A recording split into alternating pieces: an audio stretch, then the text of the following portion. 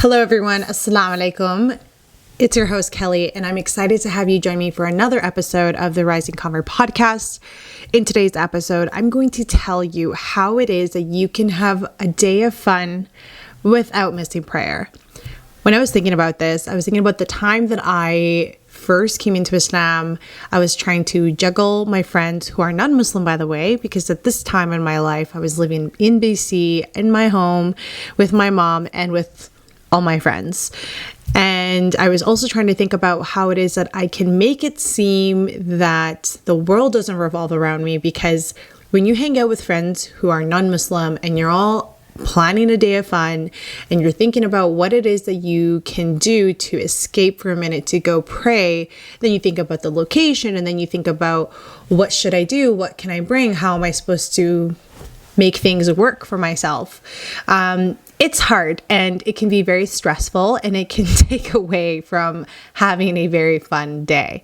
So fast forward to now, it's been about over 5 years of me being a Muslim, being in this practice. And throughout these past 5 years, I feel like I've learned a few tips and tricks from, being on my own, figuring it out, and also having a family, having my husband who also helps me. I gotta say, it's a tip there. Having someone who's very supportive and also on board is very helpful. We have to plan these things, and you never want to feel like salah is a burden, like prayer is a burden, because it shouldn't be. Though I have to admit, that's definitely happened to me. So, as you all know, this podcast focuses on me discussing experiences, focusing on topics around Islam, coming from a Muslim perspective, having candid conversation, and again, thoughts on my personal journey. So here we are. Let's get started. And to stay notified on what's going on, please follow me on TikTok and Instagram at Rising Convert. So a day of fun without missing prayer. I'm going to start out by saying 3 things that you need to think about first when you are thinking about planning your day of fun. And these 3 things, they will come to you after you've decided on the activity or in the day that you are setting out to go do with your friends or with your loved ones or with your own family. Okay. And that is preparation, commute, and duration. These 3 things come after, right? These are the things you want to think about once you've planned your day, because you cannot prepare for something unless you know what it is that you're preparing for. And really, preparation comes down to knowing yourself, figuring out what works best for you, and setting yourself up for success. An example that I can give you that's, in my life currently is going swimming alone with my baby. Okay. I think I talked about going by myself for the entire year of my child being born. Like, I'm going to do it. No, it wasn't until I think 3-4 days ago that I decided to go on my own, and that took a lot of time. So this is something that will come with practice, and this is something that will come as long as you put it in the forefront, you put it as a goal of yours so you can get yourself there. Okay. So I just want to kind of put that in there, preparation. And then you think about the commute. So you've planned your activity, you know where you're going. How long will it take for you to arrive to your destination? And then you want to think about, how are you getting there? Are you relying on a friend? Are you relying on your husband? Are you relying, on nobody, and you're just taking yourself there? In that case, if you're taking yourself there, you really have the liberty to kind of do what you want, because you got the wheels, you got the things going for you, and you can leave when you want. Granted, you communicate this to whoever you need to prior, right? And then the last thing, duration. How long is your day or your activity going to take? So from the moment that you leave to the moment that you get home, and then you're gonna think about prayer, right? After you're done thinking about these 3 things, you want to think about prayer. So let me give you an example of my life, how it is that my husband and I do things when we decide to go on a hike. We love going to the mountains. We love going on trail walks. And now that we have a little one, things have really changed for us. So knowing that we love doing the outdoor thing, this is kind of like planning ahead for the things that we want to do, is I do my very best to get baby set up. So that way we're ready and we're prepped as a whole before we get out.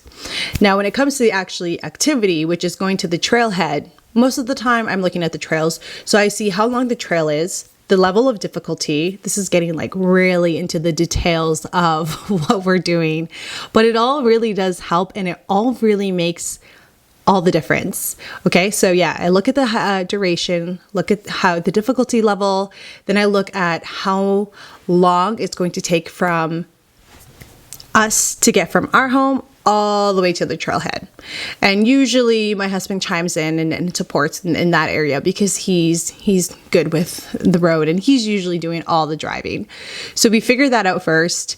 And once we have that set up, I start preparing for us as a whole. And so usually that could look like getting baby prepped the night prior. So just getting everything ready, putting it aside, getting her bag ready. So then the following morning, the day of the event, we are planning we've already decided and planned whether we're going to leave before Fajr, which is the morning prayer, or we leave shortly after Fajr and then we pray at home.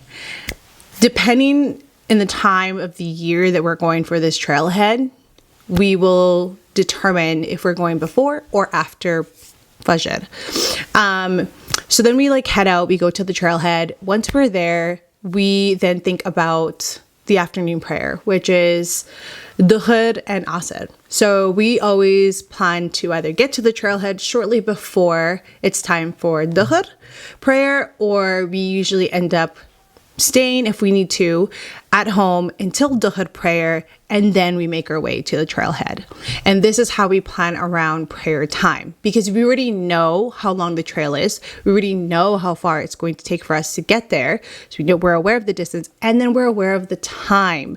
So then when it comes to our later prayers, getting into the evening prayers, we are now thinking about the time that we get home. Really, when it comes to the evening prayers, you want to do your best to, pray them as soon as you can, when you can, of course. But when we're planning a day of fun, we do have a bit of the liberty to get home a little bit later or not have to stress or rush. And so really, it's the first half of the day that we think about when it comes to prayer time, right? Because we can make it home to pray Maghrib and Isha. Now, that's an example coming from how we do things here in our house. We plan everything. Now, when it comes to things that you can bring to make it easier for you, and these are things that I did in the beginning when I was living in BC, and I also do it now from time to time, depending on, again, what it is that we're doing and where it is that we're going. So the first thing is you can bring an extra mat or a blanket or anything that you can put and feel comfortable with putting on the ground. So when I was with my friends, I would just kind of put that in my purse and my bag, and then I would take it with me, and then I would roll it out. And I would do this because even though you can pray on earth, it's not always something that made sense for me, especially if you go to BC, it's always raining, so it's not ideal.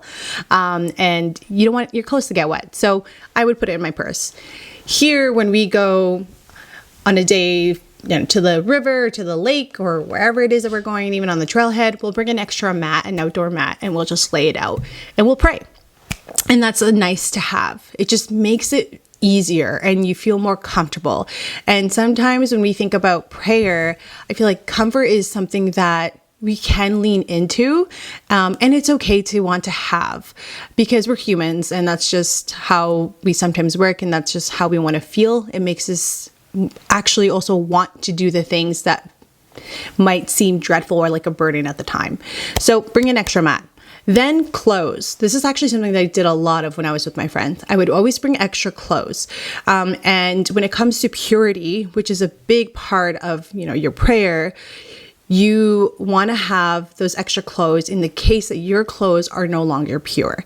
And so when it came to my friends, they always thought it was kind of funny. They always asked, and then they never really knew why. And explaining purity might feel a bit off and they might not always get it. It doesn't always land well, and that's perfectly fine. But the idea is, again, to release a bit of that stress that you might be having, and maybe paranoia, if that's something that you may have, because I know I did, of just looking kind of sketch, looking left and right, just always double checking your clothes. It's not fun. So if you have the extra clothes there with you, you can change into them, or you can throw them on top of your original clothes that you're wearing, and you will feel like you're ready to pray. The next thing, this one I learned from my husband, which I thought was really a cool trick, is those water bottles that squirts. They're usually the ones that bikers tend to use when they're going on those long distance rides. And those are very helpful, again, to help with, staying pure, and it's really makes things a lot easier for you. And then if you have someone there with you on, your activity or whatever it is that you're doing, you can ask them for help to help cleanse your hands, for example, and get straight to prayer. And so I find that this is something that I've really learned, is just bringing these extra little things, because although I did them a lot when I was starting out and I was hanging out with my friends, it's different when you're living with someone who is, a partner who's Muslim as well. Sometimes you're more now focused in planning around prayer versus thinking about prayer as a side thing, which is really how it started off for me in the beginning. So if you're listening to this and you're like, I'm more like you and Kelly when you were in the beginning of your journey, that's totally fine. It's totally fair. There's a lot that comes with prayer, and really just your effort is what counts. As long as you do your best and, you have yourself set up in the best way possible, that's really all that matters. So I really hope these tips can help and support you and what you got going on for your day of fun. But let me know, put them in the comments. I love to read what other things you could bring to make your day of fun easier and work around prayer time. Let's hear it. I want to read them, and I'll catch you in the next one, inshallah. Stay tuned, everyone. Assalamu alaikum.